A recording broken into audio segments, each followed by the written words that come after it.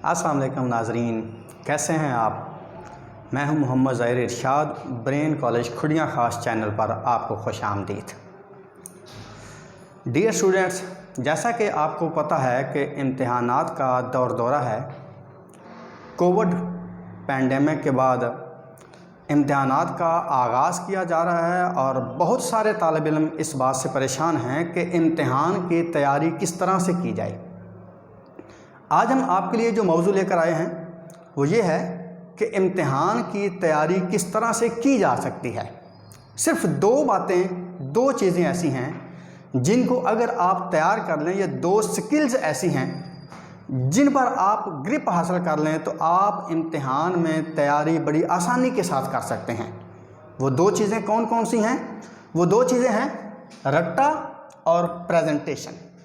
रट्टा से मुराद होता है अपना लेक्चर तैयार करना, जो टीचर ने सबक दिया हुआ है आपने उसको याद किस तरह से करना है, प्रॉपर तरीके से उसको तैयार करके फिर आपने आगे लेकर चलना है, उसको याद करना है।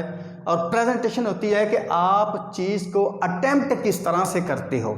चीज़ को अच्छे अंदाज से अटेम्प्ट अगर किया जाएगा तो आपका पेपर चेक करने वाला जो आता है, देखकर पेपर को जब उसकी रूह खुश होती है तो यकीनन उसका दिल करता है कि बच्चे ने मेहनत की है, बच्चे को नंबर्स अलॉट किए जाएं। हमारे कसूर में बहुत सारे स्कूल्स हैं जिनका फोकस इन दो चीज़ों पर होता है। रट्टा लगवा दिया जाए, अच्छे तरीके से तैयार करवा दिया जाए और पेपर प्रेजेंट करने का मेथड बच्चे को सिखा दिया जाता है। और यकीनन बहुत मरतबा ऐसा हुआ है कि लाहौर बोर्ड में पोजीशंस वो ले चुके हैं।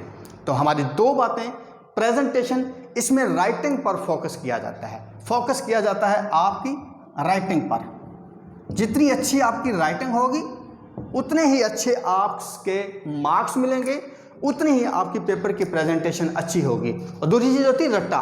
बहुत सारे तालिब इल्म को ये मसला पेश आता है कि मैं सबक तो याद करता हूँ, कोशिश करता हूँ, लेकिन लेसन मुझे तैयार होता नहीं है। तो उनके लिए एक आसान सा फार्मूला है। 1946 में जाकर एक गोरे ने ये एक फार्मूला दिया था 1946 में। उसने कहा था कि SQ3R ये एक फार्मूला है आपको सबक के याद करने का। इसके दो पार्ट्स होते हैं। वो दो पार्ट्स कौन कौन से होते हैं? सबसे पहले इसे हम यहाँ से इसको हम डिवाइड करेंगे।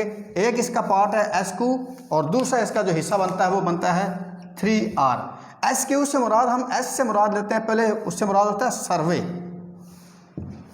आपने जब भी अपने चैप्टर का आगाज़ करना है पढ़ना तो आपने सबसे पहले अपने चैप्टर को गौर से देखना है। पूरे चैप्टर की आपने कंटेंट को पढ़ना है, किस चैप्टर में कहा क्या जा रहा है, कौन सी चीज़ें हमें बताई जाएंगी, किन चीज़ों के बारे में डिटेल नॉलेज दिया जाएगा। उसके बाद दूसरी चीज़ होती है आपके पास क्वेश्चंस।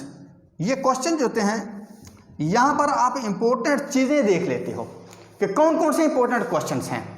आप जब पढ़ते हो तो आपकी नज़र से गुजर जाता है कि कौन कौन से इंपॉर्टेंट क्वेश्चंस हैं। और स्पेशली आप एक बाकायदा एक तरीकाकार तय कर लें कि एग्ज़ाम्स पॉइंट ऑफ व्यू से कौन कौन से सवाल ज़्यादा इंपॉर्टेंट है। इस तरह से आपकी तैयारी जो अच्छी हो जाएगी। आपने सबसे पहले एक सर्वे करना है, देखना है कि क्वेश्चन कौन कौन से हैं, चैप्टर में कौन सी चीज़ें इंपॉर्टेंट हैं, और फिर अपने क्वेश्चंस को देखना है कि एग्ज़ाम पॉइंट ऑफ व्यू से कौन कौन से क्वेश्चन ज़्यादा इंपॉर्टेंट है। और 3R में 3R है हमारे पास। हम इसकी सीरीज किस तरह से बना लेते हैं, R1, R2 और R3। जो R1 होगा हमारे पास, इससे मुराद होगा सबसे पहले रीडिंग। आपने जब चैप्टर को शुरू करना है तो आपने सबसे पहले अच्छे तरीके से उसको रीड करना है। जब अच्छे तरीके से पढ़ लेंगे तो आपकी नज़र से गुजर जाएगा कि इस चैप्टर में हमें कौन कौन सी चीज़ें बताई जा रही हैं। दूसरे R2 से मुराद जो होगा हमारे पास वो होता है रिसाइट, या हम इसको रिकॉर्ड भी कह सकते हैं। इसमें जाकर हम चीज़ को पढ़ते हैं और मेन हेडिंग्स को हम हाईलाइट करते चले जाते हैं। जितनी मेन हेडिंग हाईलाइट होती हैं, बाद में जब हम उसको दोबारा से पढ़ेंगे तो हमारे सामने उस चैप्टर को प्रीसाइज कर दिया जाएगा। उसकी थोड़ी चीज़ें आ जाएंगी जिनको हम आसानी के साथ रिवाइज कर सकते हैं। और तीसरा R जो होता है वो होता है हमारे पास रिवीजन।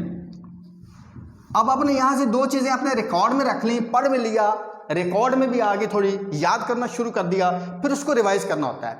बेटा एक उसूल है आपकी एजुकेशन का, ये एक तहकीक कहती है कि अगर आपने एक लेसन तैयार कर लिया है, टेस्ट देने के बाद हमारी जो सबसे बड़ी खामी पाई जाती है हमारे तालिब इल्म में, हम उसको दोबारा से रिवाइज करते नहीं हैं। नतीजे में जब पेपर्स करीब आते हैं तो हम कहते हैं कि हमें तो ये याद था लेकिन भूल चुका है।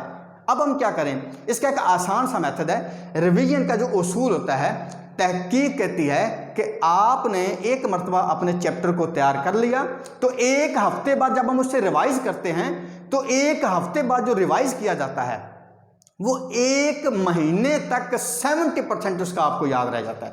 जब आप एक महीने बाद फिर से उसको रिवाइज कर लेते हैं तो एक महीने बाद उसको रिवाइज किया जाना, तहकीक कहती है कि एक साल तक आपको वो 70% उसका जो वो तैयार रहता है। उम्मीद है आपको हमारी ये वीडियो पसंद आएगी। अल्लाह ताला आप सबका हामी व नासर हो, इम्तिहानात में आप सबको कामयाबियों से नवाजे। अपना बहुत सारा ख्याल रखेगा। अल्लाह हाफ़िज़।